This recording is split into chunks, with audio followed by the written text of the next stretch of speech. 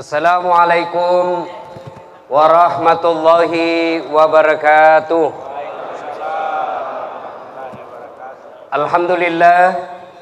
Alhamdulillahi rabbil alamin. Wabihi nasta'inu ala umurid dunya waddin. Ashhadu an la ilaha illallah wa ashhadu anna Muhammadan abduhu wa rasuluh.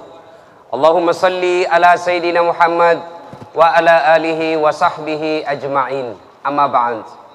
Faqad qala Allah subhanahu wa ta'ala fi kitabil karim wa huwa asdaqul qailin.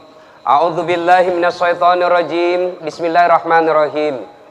Ya ayyuhalladzina amanu taqullaha haqqa tuqatih wa la tamutunna illa wa antum muslimun.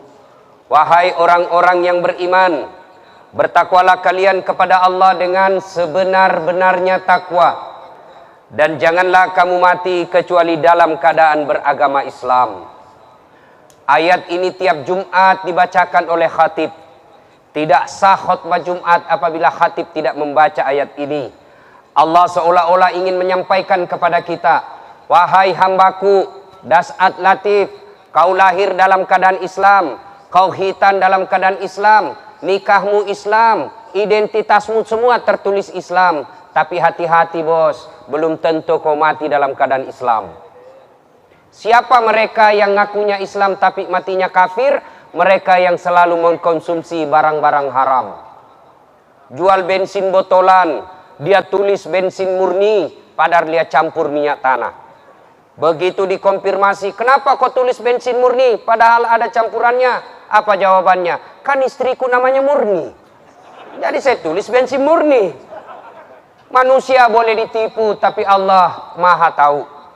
Allah sayang kepada kita. Allah hadirkan Ramadan. Tujuannya apa? Agar kita terbiasa dan terlatih untuk menyeleksi makanan mana yang boleh dikonsumsi dan yang mana tidak boleh dikonsumsi. Jangankan yang haram bagi orang berpuasa, yang halal saja mampu kita jaga.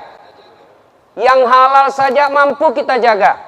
Saya tanya Bapak Ibu, Bapak-bapak nih yang punya istri. Istri di rumah halal atau haram? Halal atau haram? Halal. Tapi kalau jam 11 siang Ramadan, halal atau haram? Yang kau coba-coba bos. Offside, kau kartu merah. Denda, berapa dendanya? 60 hari berturut-turut. Kalau malam, boleh. Mahasiswaku bilang, kalau pacar Ustaz, siang malam tidak boleh. Wa qala idzan, Allah kemudian berfirman, bismillahirrahmanirrahim. Ya ayyuhalladzina amanu dakhulu fis-silmi kaffatan. Wahai orang-orang yang beriman, masuklah engkau ke dalam Islam secara sempurna. Ribuan tahun yang lalu Allah sudah mengingatkan kepada kita, masuklah kalian ke dalam Islam secara sempurna. Sebab apa? Allah tahu manusia akhir zaman nanti, dekat-dekat pilpres, dekat-dekat pilkada, banyak Islam pencitraan. Begitu mau pilpres, langsung penampilannya kalah ustadz, padahal dia kafir. Pakai songkok, pakai gamis, pakai serban, masuk ke pesantren. Lebih bego lagi kita orang Islam cium tangan orang kafir. Allah berfirman, jangan Islam seperti itu. Islamlah secara benar. Wala tattabi'u khutuwatis syaitan, dan janganlah kalian ikuti langkah-langkah setan, karena sesungguhnya setan yang itu musuh yang nyata bagi kalian. Allah sudah ingatkan kepada kita, jangan kalian ikuti langkah-langkah setan. Ada enggak setan di tengah-tengah kita sekarang ini? Ada? Ada bos. Apa? Handphone. Itu setan, itu handphone. Orang sudah ceramah masih mendownload. Katanya mau pi'itikaf, HP-nya terus dipegang. Simpan dulu HP bos. Saya serius ini, simpan dulu. Selama kamu pegang itu HP-mu, masuk godaan setan. Masuk WhatsApp, balas lagi. Masuk WhatsApp, balas lagi. Akhirnya tidak dengar ceramah. Dan saudara-saudara sekalian, ayat berikutnya Allah jelaskan, musuh yang nyata bagi kalian adalah setan. Tapi kita umat Islam akhir zaman sekarang ini, siapa yang kita musuhi? Sesama Islam. Hanya berdasarkan metode dakwah kita kafirkan. Satu yang pakai celana di bawah mata kaki, satu di atas mata kaki, saling mencela dan mengkafirkan. Satu yang kunut, satu yang tidak kunut, saling menyesatkan. Rasulullah sepertinya tidak pernah kita mendapat kabar. Ada orang yang datang bertanya kepada Rasulullah. Ada orang yang datang curhat kepada Rasulullah. Apa mereka balik dengan galau? Apa mereka balik dengan hati yang sengsara? Tidak. Orang kafir datang menghadap kepada Nabi, justru kembali dalam keadaan Islam. Justru kita sekarang dai sebagian mengkafirkan orang Islam. Allah jelaskan, musuh kalian bukan orang Islam, musuh kalian yang nyata adalah setan. Wala tattabi'u khutuwatis syaitan, dan janganlah engkau ikuti langkah-langkah setan, karena sesungguhnya setan itu musuh yang nyata bagi kalian. Wa qala idan, Allah kemudian berfirman, Bismillahirrahmanirrahim, innallaha wa malaikatahu yusalluna 'alan nabi. Ya ayyuhalladzina amanu sallu 'alaihi wa sallimu taslima. Sesungguhnya Allah dan para malaikatnya bersalawat kepada Rasulullah Muhammad sallallahu alaihi wasallam. Maka wahai orang-orang yang beriman, Allah ngajak kita, wahai orang-orang yang beriman, bersalawatlah kalian kepada Rasulullah dengan sebaik-baik solawat. Tapi apa prakteknya kita? Kita kadangkala terkenalah kita dengan peringatan Nabi. Sepelit-pelit di antara kalian, sebakil-bakil di antara kalian, mereka yang mendengar namaku, lalu dia tidak bersalawat kepadaku. Itu orang paling pelit itu, Pak. Mendengar nama Muhammad, kita cuma diam. Itu orang pelit. Atau dia bersalawat tapi tidak ikhlas dan tidak sebaik-baiknya. Muhammad, salam. Apa artinya itu, bos? Allah sudah jelaskan, bersalawatlah kalian, yusalluna 'alan nabi, bersalawatlah kepada Rasulullah dengan sebaik-baik salawat. Termasuk di antara mereka yang punya nama Muhammad di depannya tapi suka singkat-singkat. Muhammad Arkam, dia tulis M Arkam. Apa itu M? Ember. Tulis dengan sempurna, itu manusia mulia. Lebih baik tulisnya Muhammad A. Apa itu? Arkam. Jangan M Arkam.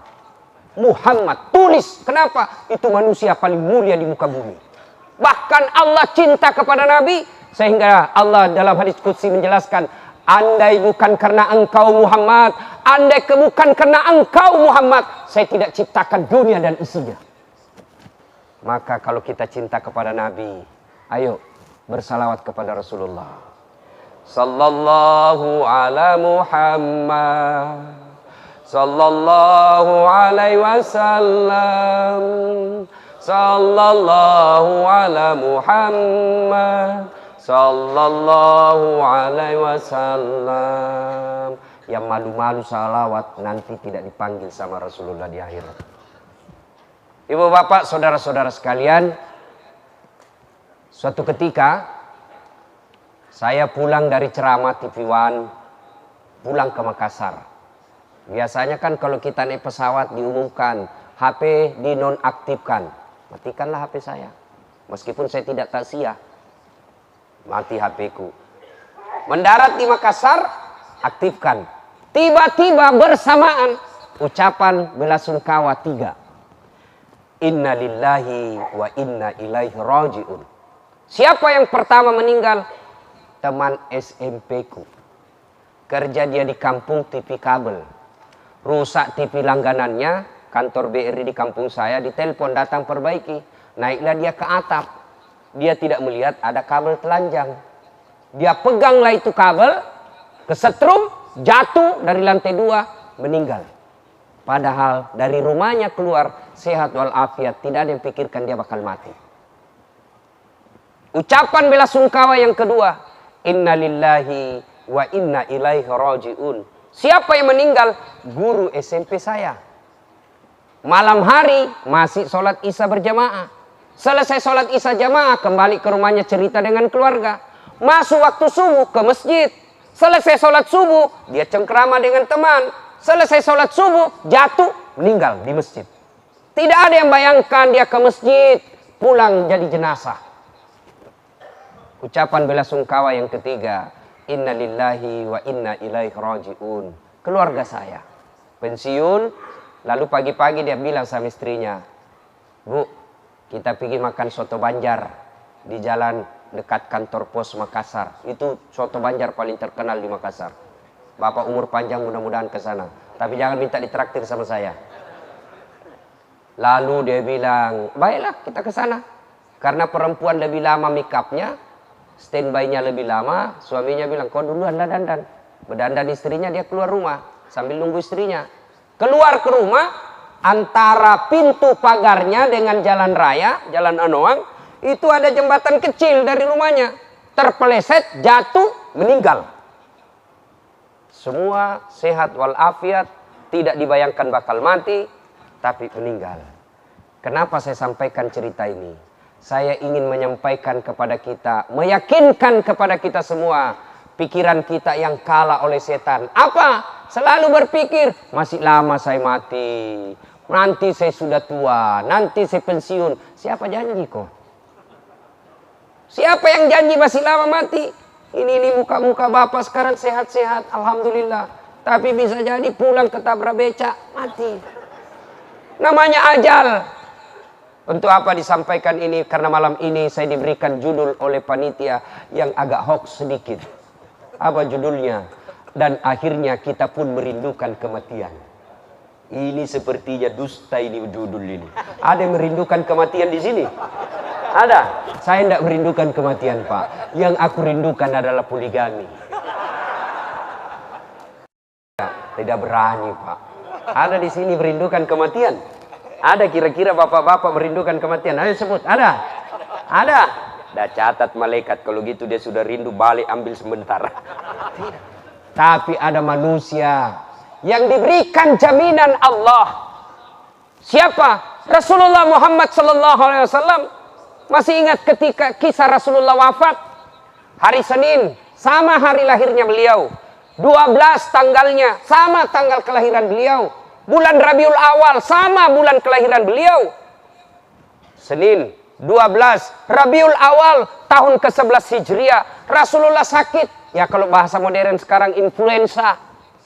Lalu Allah panggil Jibril. Jibril, kau panggil malaikat Mikail, Israfil. Jibril, Mikail, Israfil, Israel. 4 malaikat. Kau turun ke dunia. Jemput kekasihku Muhammad. Cabut nyawanya. Dengan catatan, tanya dulu. Kalau dia mau, eksekusi. Kalau tidak mau, tunda sampai dia mau. Masya Allah. Turun malaikat. Rasulullah, 4 malaikat turun. Langit ke-7 masih berempat. Langit ke-6 masih berempat. 5 masih berempat. Sampai langit pertama, Jibril berkata kepada malaikat pencabut nyawa. Mas bro, tentu dalam hadis tidak ada mas bro. Ini Ustadz zaman now. Ya. Mas bro, saya kan tidak bertugas. Ente yang bertugas. Ente aja yang turun. Kata malaikat pencabut nyawa. Tapi kamu kan yang CS selama ini. Kamu yang selalu jumpa sama dia. Kau temani saya. Dia bilang, enggak ah. Saya tunggu aja sampean di sini. Turunlah malaikat pencabut nyawa bertiga. Ketuk pintu. Assalamualaikum. Kata Nabi, ya Fatimah, ada tamu, buka pintu. Fatimah buka pintu. Abah, tidak ada orang. Nabi berkata, sudah ada di sampingku. Siapa dia itu? Ternyata malaikat pencabut nyawa. Ya Muhammad, saya diperintah Allah untuk menjemput engkau pada hari ini. Tapi Allah perintahkan saya untuk tanya dulu. Sampean sudah mau apa tidak? Kalau bapak-bapak ditanya kira-kira apa jawabannya? Apa jawaban Bapak? Kalau di sini ada caleg, maka saya tahu jawabannya. Apa? Tunggu dulu bos, orang belum pilih caleg. Coba. Tapi apa jawaban Rasulullah? Saya siap. Senior-senior saya 24 Nabi dan Rasul terdahulu selesai melaksanakan tugas menghadap kepada Allah. Aku pun merindukan menghadap kepada Allah. Saya juga rindu, saya sudah mau menghadap kepada Allah. Tapi ada yang aneh nih, kata Nabi. Apa yang aneh? Kata malaikat, apa? Mana CS saya? Mana Jibril? Ada di atas, dia menunggu. Panggil dulu, ada perkara yang saya mau tanyakan. Naiklah malaikat pencabut nyawa. Wih bos. Wih bro. Nah cari kok temanmu. Saya bilang, memang kau turun tadi, banyak sekali ceritamu. Dia turun. Kenapa? Dia cari kau, temanmu. Ayolah, turun. Nah, datanglah Jibril menghadap kepada Nabi. Ada apa, ya Muhammad? Jibril, kalau hari ini saya harus menghadap kepada Allah, kalau hari ini saya harus dicabut nyawa saya, tolong beritakan saya kabar gembira. Tolong kasih saya kabar gembira yang menyenangkan. Lalu kata Jibril, tunggu kalau begitu Mas Bro. Saya dulu melapor kepada Big Boss Allah Subhanahu wa ta'ala. Turun malaikat Jibril membawa berita gembira. Apa gerangan? Ya Muhammad, ada kabar gembira dari Allah. Apa? Kalau engkau punya dosa, kalau ada, Allah telah menghapus dosa-dosamu. Yang kedua apa lagi? Allah telah menyiapkan seluruh malaikat yang pernah Allah ciptakan baris menjemput rohmu. Coba bayangkan, masih ingat zaman Orde Baru? Kalau Pak Harto mau datang kan, kita kumpul itu di pinggir jalan. Waktu itu saya masih SD. Bawa bendera merah putih. Ini siapa yang jemput? Malaikat. Saya pernah ke kampungnya Ustadz Amin di Pulau Kijang. Jauh sekali Pak, jauh lagi. Naik perahu ketinting yang tok. Itu 8 jam. Tapi hilang rasa capek saya ketika saya naik ke atas, turun dari perahu, semua orang menyambut saya. Assalamualaikum Ustaz. Baris-baris orang. Saya bilang, seolah-olah saya seperti Pak Harto. Itu baru manusia yang jemput kita, Pak. Ini seluruh malaikat yang pernah Allah ciptakan jemput baris menghadap, menunggu kehadiran Rasulullah sallallahu alaihi wasallam. Apalagi kata malaikat Jibril, ya Muhammad, meskipun engkau rasul paling terakhir, Allah mengharamkan seluruh nabi masuk ke dalam sorga sebelum engkau lebih dulu masuk ke dalam sorga. Nabi tersenyum, alhamdulillah, berita gembira. Tapi Jibril, itu kan gue, itu kan saya. Saya tidak cemas soal diri saya. Yang saya cemaskan umatku yang iktikaf di Masjid Sunda Kelapa. Kita semua yang dipikirkan Nabi, Nabi tidak memikirkan dirinya. Saya tidak cemas soal diri saya. Yang aku cemaskan umatku. Tolong berikan saya berita gembira tentang umatku. Lalu datang Jibril membawa berita. Ya Muhammad, baru saya dapat berita dari Allah. Seluruh umat Nabi sebelummu, haram umatnya masuk sebelum umatmu lebih dulu masuk ke dalam surga. Meskipun engkau tidak berada di tengah-tengah mereka, meskipun engkau sudah tidak ada di tengah-tengah umatmu, selama umatmu berpegang kepada Quran Sunnah, maka mereka akan selamat dunia sampai akhirat. Oh begitu? Iya. Kalau begitu Jibril, eksekusi, laksanakan tugasmu. Jibril lalu mundur melangkah ke belakang. Kenapa? Bukan tugasnya mencabut nyawa. Lalu Jibril berkata kepada malaikat pencabut nyawa, Mas Bro, kau yang tugas, laksanakan tugasmu. Dicabutlah rohnya Rasulullah. Berangkat mulai meninggalkan telapak kaki, naik ke betis beliau, naik ke paha beliau, sampai ke perut, sampai ke dada beliau, sampai ke tenggorokan beliau. Keluar air keringat. Kelihatan biji-biji keringat di muka Rasulullah. Malaikat Jibril lalu berbalik. Lalu Nabi berkata, ya Jibril, kenapa engkau palingkan mukamu? Apa kau jijik melihat saya? Jibril berkata, demi Allah yang menguasai segala-galanya, saya tidak jijik. Saya hanya tidak tega melihat engkau dicabut rohmu. Lalu Nabi bersabda, andai saja Allah tidak mencintai saya, andai saja Allah tidak sayang kepada saya, maka pasti saya akan merasakan begitu sakitnya sakaratul maut ini.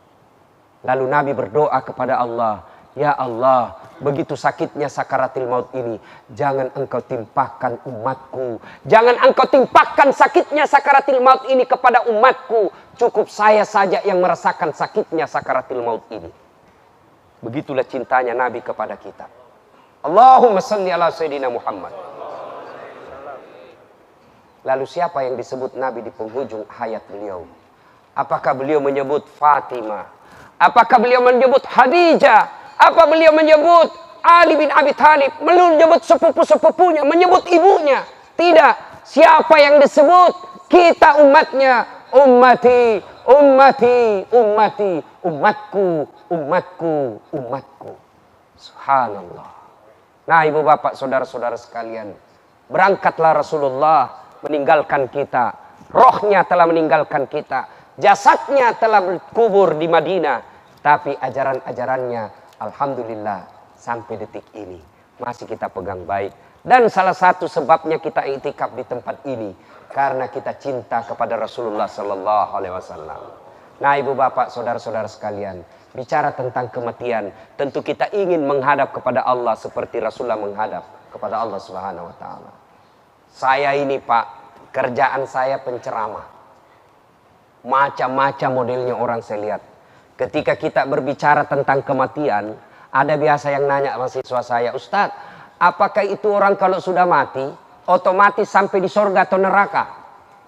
Kira-kira orang yang sudah wafat, Pak, itu sampai surga atau neraka? Belum. Untuk sampai ke surga atau neraka, untuk sampai ke akhirat itu ada tangga-tangga yang harus kita lewati, ada pintu-pintu yang harus kita lalui. Apa itu? Yang pertama ada yang disebut sakaratil maut. Apa itu sakaratil maut? Orang di kampung saya berkata, madangi. Ipa madangi. Sakaratil maut. Bagaimana kondisi dan keadaan orang menghadapi sakaratil maut? Tergantung amal dan kebiasaannya ketika hidup di dunia. Ketika ada orang waktu hidup agamanya Islam, tingkah lakunya Islam, perbuatannya Islami, kelakuannya Islami, insya Allah sakaratil maut dan mati dalam keadaan Islam. Tapi ketika ada orang waktu hidup agamanya Islam, tingkah lakunya tidak Islami, perbuatannya tidak Islami, matinya juga nanti mati dalam keadaan tidak Islam. Kalau ada orang waktu sehat agamanya Islam, pagi-pagi menggaplek, duhur lanjut, asar belum berhenti, maghrib mulai lagi, isya lanjut, sampai subuh hari. Orang seperti ini, Pak, kalau mau mati kasih gaplek, enak matinya itu. Kalau ada orang waktu hidup, hidupnya hanya gosip terus dia nonton, pagi-pagi cek and recheck, tengah hari silet, mengupas berita setajam silet, karena kami memang kabar-kabari. Coba nanti kalau mati sakaratil maut bisiki berita gosip, senang dia matinya itu. Tergantung kebiasaan, Pak. Saya pernah lihat orang sakaratil maut. Ini bukan cerita, ini fakta, Pak. Ada di rumah sakit Makassar di Wahidin Sudirohusodo. Kakak saya kebetulan opname juga. Ada tetangga kamarnya sudah hampir 1 minggu sakaratil maut tidak mati. Ingat, Pak, kalau ada orang lama sakaratil maut berarti lama disiksa itu. Maka saya kasihan. Saya pergilah dekati dia. Bu, saya bacakan Yasin ya, ikut. Saya bisik. Bismillahirrahmanirrahim, Yasin. Baru saya bilang Yasin, dia bangun. Dia lempar sebotol aqua. Pergi kau, jangan kau mengaji di sini, panas telingaku. Barusannya ada orang saya ngajikan, panas telinganya nih. Saya ulang lagi. Bismillahirrahmanirrahim, Yasin. Dia lempar lagi saya. Basah baju saya. Saya baru sadar. Oh, ini peringatan dari Allah. Saya tinggalkan. Saya tanya anaknya, Bu, pintar aja ke ibu-ibunya mengaji. Dia bilang, oh itu dia, kasihan mama ajiku. Tidak tahu ngaji. Haji tidak tahu ngaji. Ini kalau di kampung saya namanya haji kajili-jili. Haji panrasu-rasu. Coba, seandainya saya menteri agama, Pak, saya tidak bikin daftar 200. Apa yang saya bikin, Pak? Syarat menunaikan ibadah haji, lancar ngaji, pasti turun pendaftar. Pasti kurang pendaftar, Pak. Ini yang saya ditanya, Ustadz, ada namanya di daftar itu yang 200? Ada, cuma dipotong. Cuma daftar 200, nomor saya di 212.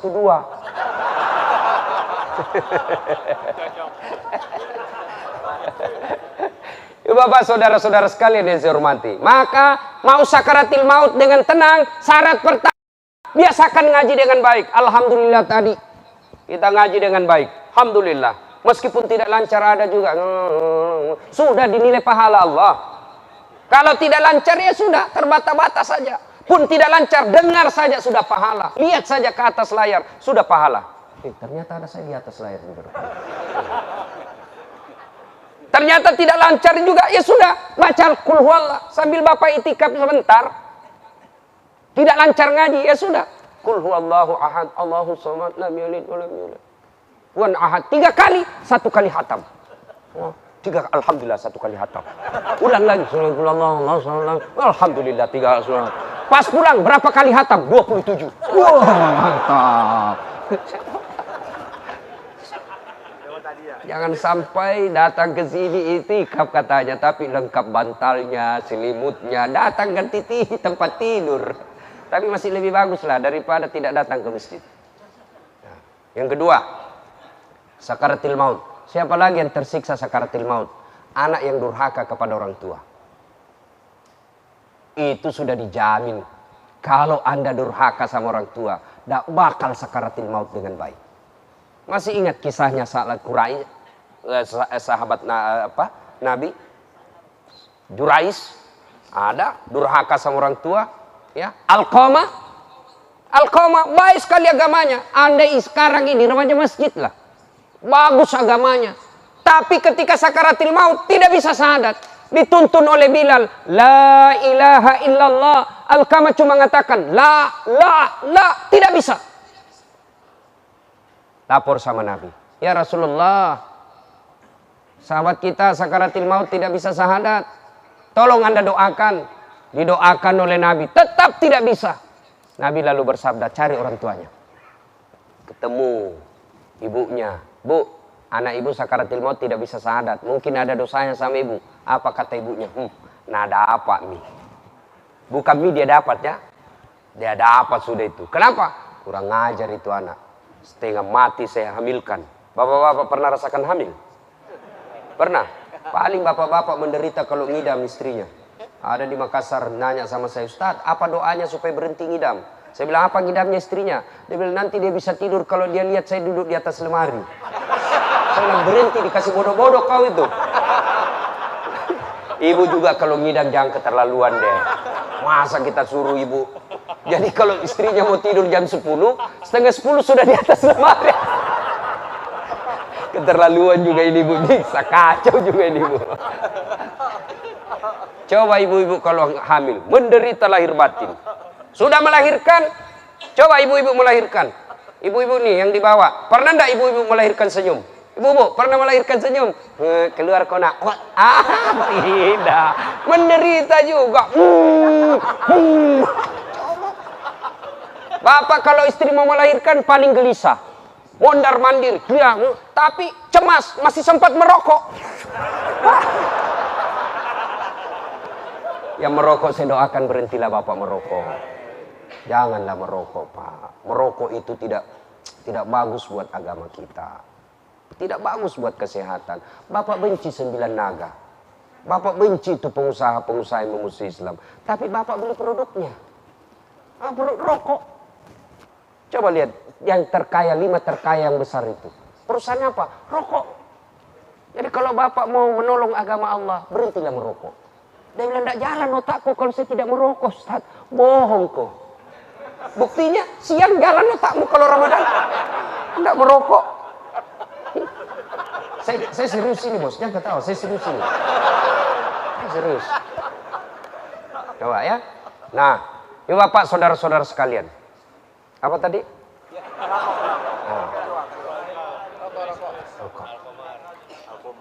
Alqamah. Akhirnya panggil. Setengah mati aku lahirkan ya Rasul. Setengah mati aku besarkan. Setelah ada istrinya, lebih sayang istrinya daripada saya. Begitu, panggil. Datanglah ibunya. Ibu, maafkan anaknya. Kalau tidak dimaafkan, tidak selamat dunia akhirat. Saya tidak mau ya Rasul. Kalau begitu, saya bakar dia api di dunia. Lebih baik api dunia daripada api akhirat. Silakan, kumpul kayu, nyalakan. Nabi lempar, begitu mau dilempar masuk ke bara api, ibunya berteriak, tahan, jangan ya Rasul. Memang dia kurang ajar, durhaka. Tapi kedurhakaannya tidak ada artinya ketimbang penderitaan saya melahirkan dia. Saksikan ya Muhammad, saya ampuni dosa-dosa anak saya. Jangan kau bakar dia. Akhirnya Alqamah didudukkan dengan bersusah payah mengucapkan 2 kalimat syahadat. Bapak ibu saudara-saudara sekalian, tidak ada gunanya kita puasa lengkap kalau Bapak menyakiti hati orang tua. Anak-anak zaman modern sekarang, Masya Allah, sopan betul sama cowoknya, tapi kurang ngajar sama bapaknya. Dede, dongo. Kalau cowoknya telepon, iya kak, terserah kakak aja deh, mana yang baik. Beleng-beleng. Wih, kalau cowoknya jabat tangan sama cowok, dia cium tangannya. Sekalinya bapaknya ndak dicium, di selidingnya saja. Bapak ketawa karena bapak alami toh. Adik-adik nih yang remaja-remaja, mau sukses bos, ndak wajib kita pergi sekolah ke luar negeri jauh-jauh. Mau sukses, ndak perlu kita kursus kiri kanan. Allah sudah janjikan, ridallah, ridallah, ridallah, fi ridal walidain. Ridanya Allah tergantung ridanya kedua orang tuamu. Murkanya Allah tergantung murkanya kedua orang tuamu. Allah ridha terhadap anak yang diridai orang tuanya. Allah murka terhadap anak yang dimurkai orang tuanya.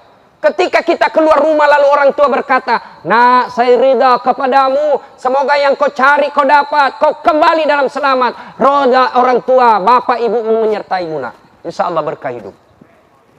Maka bapak-bapak yang ada di sini, demi Allah sayangi orang tua mereka, bapak ibu yang masih hidup orang tuanya. Jangan sampai terjadi kasus seperti tadi, takut sama istrinya. Ada laki-laki takut sama istri di sini? Ada? Banyak. La haula wala quwwata illa billah. Berhenti jadi laki-laki kalau bapak takut sama istri.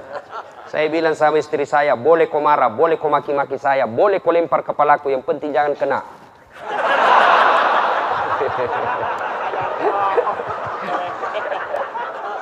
Satu yang tidak boleh, jangan kau lukai perasaan ibu saya.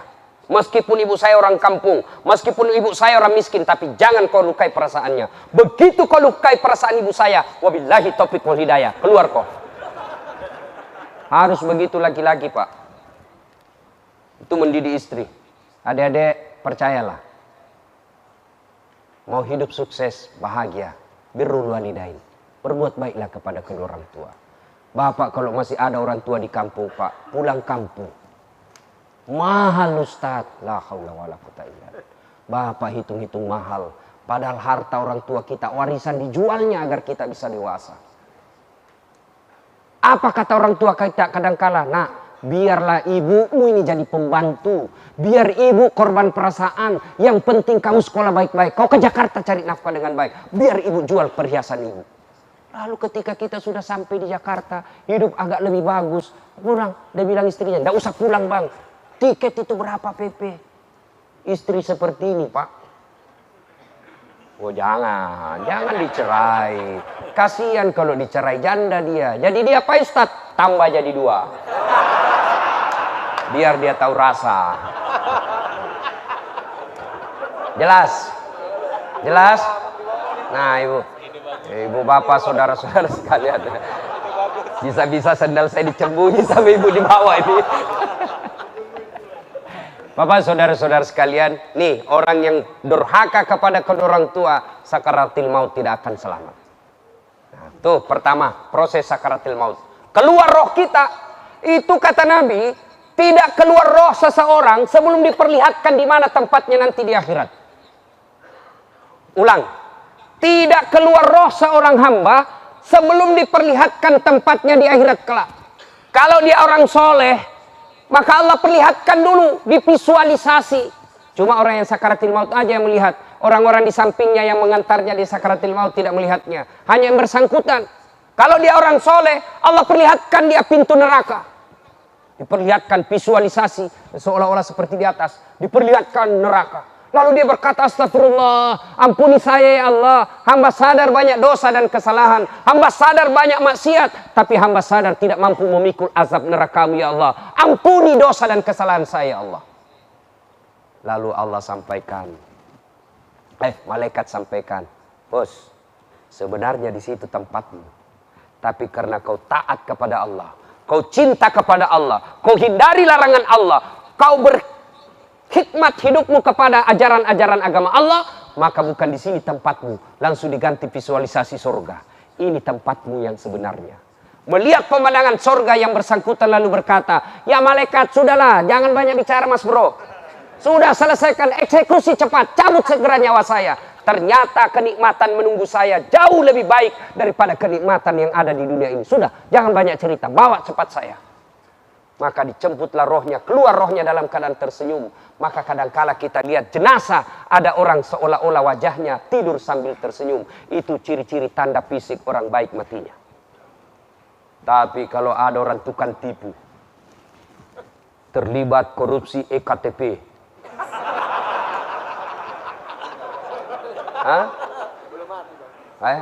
kemudian pencitraan Islamnya, salah make ihram.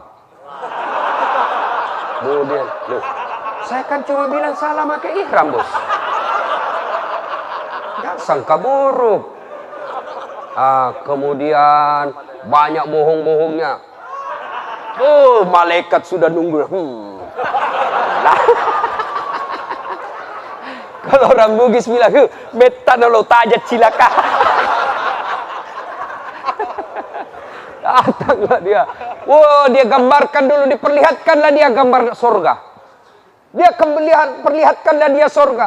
Lalu dia senang. Alhamdulillah. Ya Allah, terima kasih. Begitu kau dah kasih saya surga. Langsung malaikat kata, "Hei bos, itu surga hoax."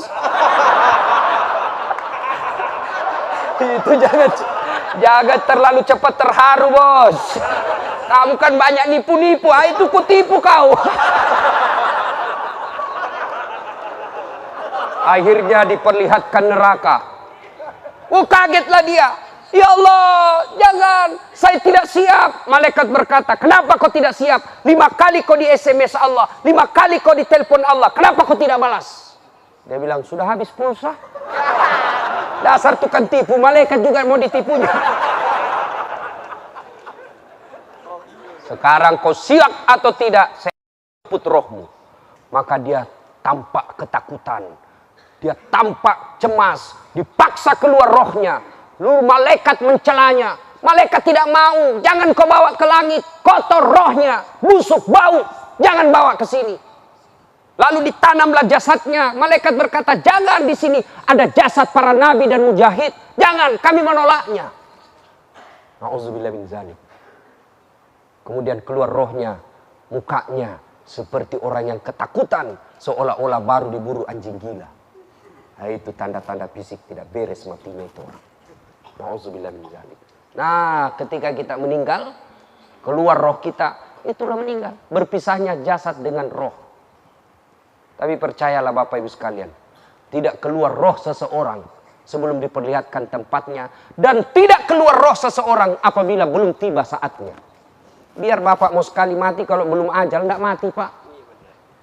Biar Bapak menolak, kalau sudah tiba saatnya pasti mati. Pernah baca kisahnya umatnya Nabi Sulaiman. Nabi Sulaiman lagi ceramah, kira-kira seperti ini. Tiba-tiba datang tamu tak diundang. "Assalamualaikum ya Rasulullah." "Waalaikumsalam warahmatullahi wabarakatuh." "Silahkan masuk." Masuklah tamu tadi, duduk. Begitu duduk, Nabi lanjutkan cerita. Belum selesai Nabi ceramah, tiba-tiba tamu tadi, dia bilang, "Ya Rasulullah, mohon izin pamit dulu." Nabi silakan. Berangkatlah tamu tadi. Sepeninggal tamu tadi, Nabi Sulaiman bertanya, "Saudara-saudara sekalian, Anda tahu siapa itu tadi?" "Tidak ya Rasul, Anda yang lebih tahu." Nabi menjelaskan, "Itu tadi, bos, malaikat pencabut nyawa. Setiap kali datang pasti ada dia mau ambil itu." Wah, kaget ini anak muda. "Ya Rasulullah, itu malaikat pencabut nyawa." "Iya." "Tidak kembali sebelum diambil?" "Iya." Dia bilang, "Mati saya ya Rasul." "Kenapa?" "Semenjak dia datang sampai pulang, saya terus yang dilihati."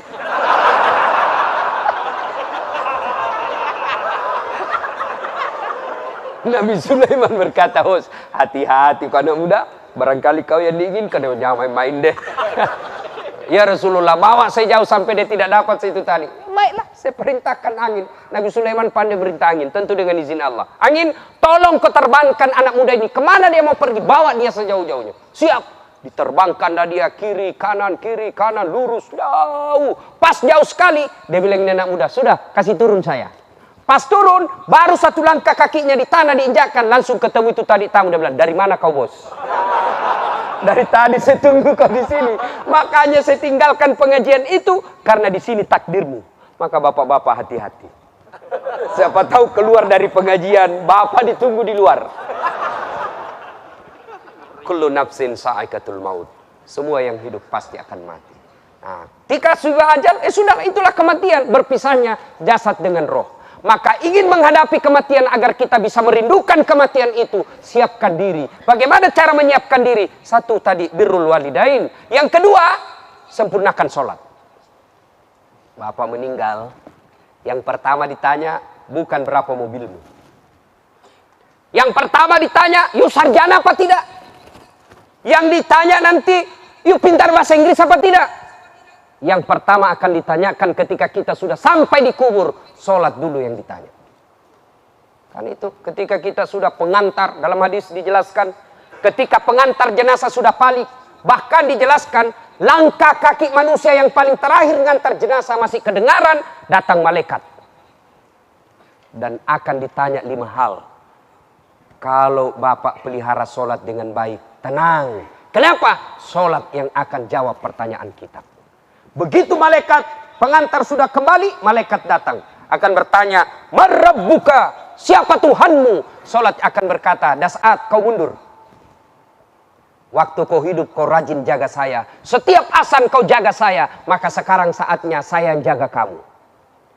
Marabbuka, siapa Tuhanmu? Salat kita akan menjawab, Allahu Akbar. Malaikat berkata, ush, luar biasa, hebat, barusan saya dapat ini. Ditanya lagi, man nabiyuka, siapa nabimu? Salat kita menjawab, asyhadu alla ilaha illallah wa asyhadu anna muhammadar rasulullah. Malaikat lagi tambah, ush, tambah hebat dia, anak menteng ini. Itu kalau bagus sholatnya, akhirnya malaikat naik, ya Allah saya tanya, marabbuka, dia jawab Allahu Akbar. Allah berfirman, itu bukan dia yang jawab, tapi sholatnya. Karena dia baik sholatnya, tidurkan dia untuk menunggu hari kiamat seperti nikmatnya tidur pengantin baru.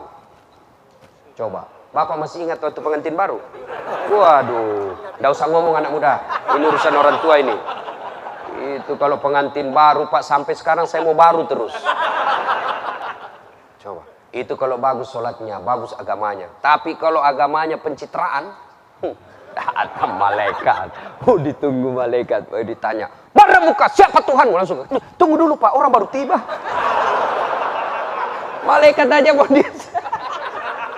Tanya lagi, marabbuka, siapa Tuhanmu? Tambah kaget. Dia kaget langsung dia jawab, ketuhanan yang Maha Esa. Ini bangsa Indonesia yang beres Pancasilanya tapi tidak beres akidahnya. Malaikat naik melapor, ya Allah ada hambamu, saya tanya marabbuka, dia jawab ketuhanan yang Maha Esa. Itu kasih masuk dia, beres itu dunia tapi tidak bagus agamanya. Masukkan dia ke dalam, tidurkan dia seperti tidurnya orang sakit gigi. Coba lihat orang sakit gigi Pak, tidak ada enaknya.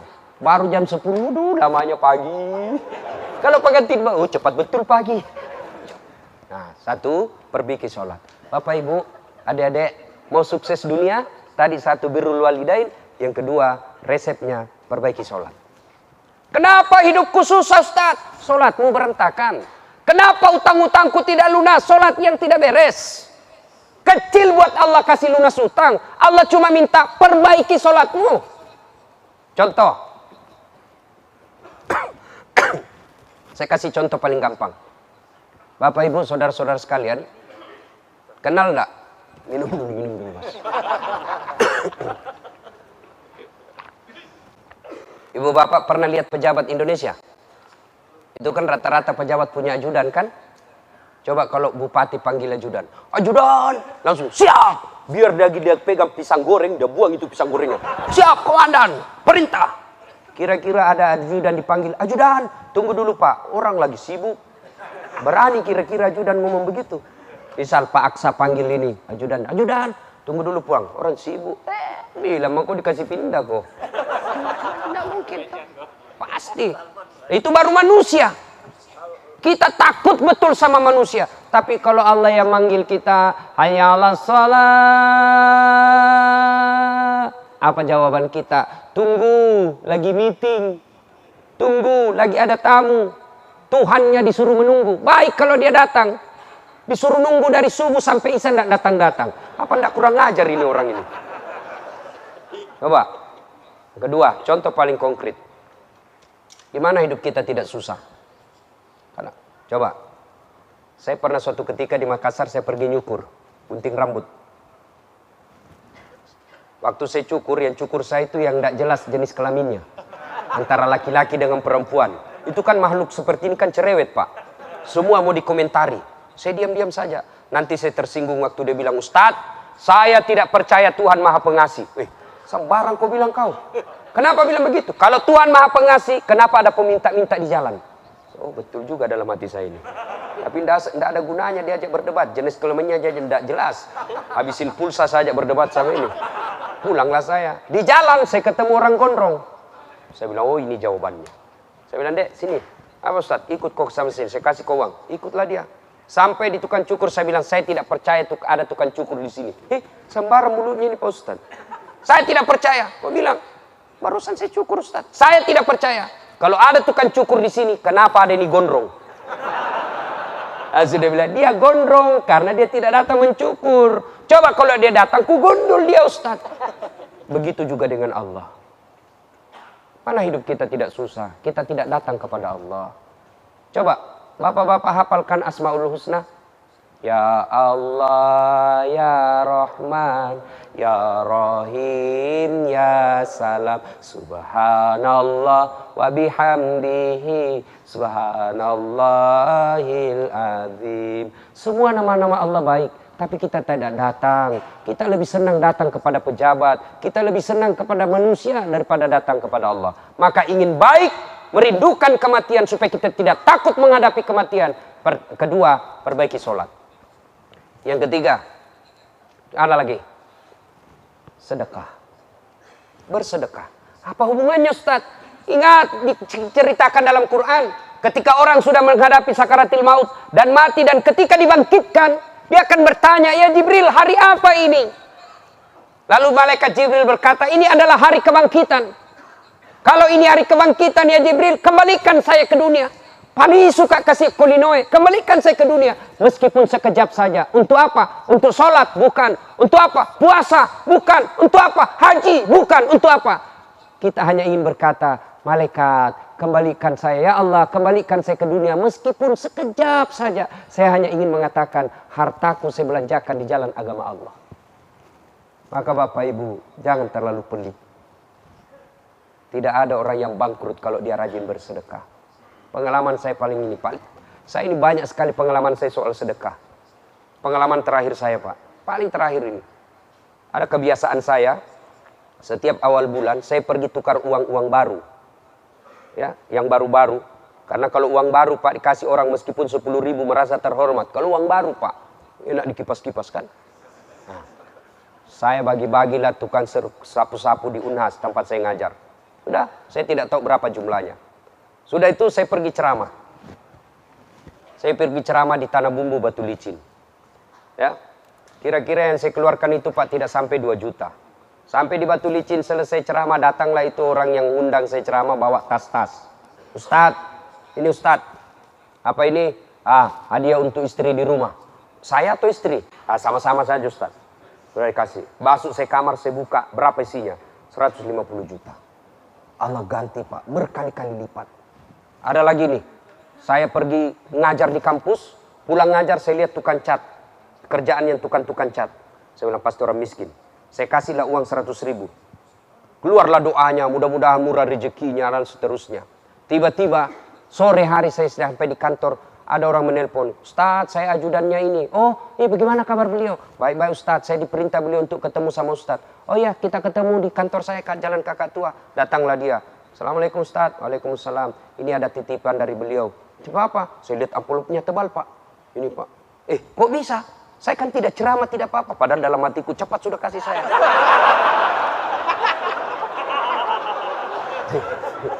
100.000 yang keluar. Begitu dia pulang, saya bukalah amplop itu. Berapa isinya? 15 juta. Percaya Pak. Kenapa Bapak miskin selama ini? Kenapa Bapak susah hidup selama ini? Karena Bapak terlalu pelit. Ayo, belajarlah untuk sedekah. Jangan tunggu untuk kaya. Bapak kalau nunggu kaya, kalau tidak kaya-kaya, maka Bapak tidak akan pernah bersedekah. Sedekahlah. Saya tidak bisa sedekah dengan duit. Sedekahlah dengan tutur kata yang baik. Sedekahlah dengan saling mendoakan. Sedekahlah dengan kue. Ibu-ibu bertetangga. Kita tidak bisa sedekah tetangga dengan duit. Sedekahlah dengan akhlak yang baik. Jangan mengganggu tetangga. Bersedekahlah. Ibu bapak saudara-saudara sekalian yang saya hormati. Sebenarnya banyak yang kita mau uraikan berkaitan dengan bekal untuk kematian ini. Tapi waktu yang terbatas. Pada akhirnya, kullu nafsin sa'iqatul maut. Semua yang hidup pasti akan mati. Al-mautu babun. Mati adalah pintu yang setiap kita pasti melewatinya. Lalu Allah dalam surah As-Sajdah menanya kepada kita. Apa man kana mu'minan kaman kana fasikan. Sama ndak orang yang beriman dengan Islam pencitraan? La yasta'un. Tidak sama kata Allah. Amal ladzina amanu wa amilus solihati falahum jannatul ma'wa. Bagi mereka yang beriman, beramal soleh, kami kembalikan mereka ke dalam sorga. Sorga dunia, insya Allah sorga akhirat. Wa ammal ladzina fataku fama'wahumun nar. Bagi mereka yang pembangkang, pura-pura beriman, Islam pencitraan, kami kembalikan mereka ke dalam neraka. Nerakanya dunia, lagi nerakanya akhirat. Nah ibu bapak saudara-saudara sekalian, sebelum ajal menjemput, alhamdulillah Allah kasih kita umur yang panjang. Alhamdulillah lagi Pak, Allah kasih kita umur untuk datang beriktikaf. Jangan anggap enteng kekuatan doa. Bisa jadi Bapak sholat tahajud hanya 30 menit. Berdoanya 30 menit. Bisa jadi yang 1 jam itu mengubah hidup kita 30-40 tahun yang akan datang. Bahkan memperbaiki hidup kita sampai ke akhirat. Maka manfaatkan waktu yang tersisa ini untuk berdoa sebaik-baik kepada Allah. Berdoa tidak harus bahasa Arab. Berdoa itu bahasa anak gaulnya curhat. Sampaikan keluhan kita kepada Allah. Tidak harus mengikuti apa yang disampaikan ustadz kita, apa yang disampaikan imam kita, tapi sampaikanlah dengan bahasa kita masing-masing, dengan sepenuh hati dan penuh harap. Dan jangan pernah berburuk sangka, karena Allah janjikan, ud'uni astajib lakum, minta kau kepadaku, pasti saya kabulkan. Itu janji Allah, bukan janji pilkada. Demikian, mudah-mudahan ada manfaat. Sebelum kita akhiri, mari kita kirimkan suratul Fatihah kepada Rasulullah Muhammad SAW. Khasiat dan keutamannya kita ikhlaskan untuk orang tua kita masing-masing, baik yang masih hidup maupun yang telah berhadap kepada Allah Subhanahu wa taala. Al-Fatihah. Bismillahirrahmanirrahim. Alhamdulillahirabbil alamin. Iyyaka na'budu. Amin. Terima kasih. Waktu 2 menit, promosi sedikit. Kalau Bapak masih mau dengar ceramah saya, silakan buka YouTube, aplikasi YouTube, kemudian tulis nama saya, Dasat Latif. Begitu Bapak tulis Dasat Latif, keluar semua ratusan ceramah saya. Kemudian like, kasih tanda begini. Jangan begini Pak ya, jangan begini. Hancur saya kalau begini Pak. Saya biasa lihat itu ada orang dengar ceramah di YouTube, masa kasih tanda begini? Apa ya perasaannya orang begitu? Islam lagi yang kasih gini. Masa orang ceramah kok giniin? Gimana otaknya ini? Kalau kau tidak senang, sudahlah, ndak usah kasih gini. Cukup dalam hatimu aja. Masa orang menyampaikan dakwah kok kasih gini, bos? Sudah itu kasih tanda begini. Lalu lihat sebelah kanan ada tulisan warna merah, subscribe. Insya Allah. Bapak namanya balighu anni walau ayat. Sampaikanlah walau 1 ayat. Tapi kalau Bapak kirim SMS kepada Liga Dangdut, lalu itu jadi artis membangkang, lalu berpelukan di depan bukan muhrimnya, maka pengirim SMS-nya juga nanti ditanya tanggung jawabnya. Tapi kalau Anda membantu dakwah, insya Allah, meskipun Bapak sudah meninggal, yang mendengar dakwah-dakwah itu Bapak dapat kiriman amal. Itu yang disebut amal soleh. Demikian, mudah-mudahan ada manfaat. Lebih dan kurangnya mohon dimaafkan. Nun wal kalam ya maisturun. Billahi fi sabilil haq. Assalamualaikum warahmatullahi wabarakatuh.